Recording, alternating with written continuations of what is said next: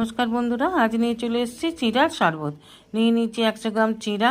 2-3 বার ভালো করে জল দিয়ে ধুয়ে 10 মিনিটের জন্য ভিজিয়ে রাখতে হবে। 10 মিনিট পর একটা মিক্সি জারে নিয়ে নেব। দিয়ে দেবো 4টে বাতাসা, 4টে ছোটো এলাচ, আর দিয়ে দেবো 2 চামচের মতন টক দই, বিট লবণ, আর দিয়ে দেবো একটা পাতিলেবুর রস। সবগুলো মিশিয়ে একটা পেস্ট বানিয়ে নেব। ওর পেস্টটাকে একটা পাত্রে ঢেলে নিয়ে মিক্সির জারটাকে, এই দুধটাকে আগে থেকে জাল দিয়ে আমি ফ্রিজে রেখেছিলাম, দুধটা ঠান্ডা দুধ। এবার এই দুধটা ভালো করে মিশিয়ে নেব। দিয়ে দেবো ঠান্ডা জল। ওই সমস্ত উপকরণগুলোকে খুব ভালোভাবে মিশিয়ে নেব। দিয়ে দেবো 1 প্যাকেট চাট মশলা।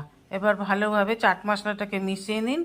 সার্ভিং গ্লাসে করে পরিবেশন করুন। এই চিড়ার শরবত খাওয়া খুব ভালো। আপনার লু লাগবে না, পেট ভরা থাকবে, শান্ত থাকবেন, সুস্থ থাকবেন।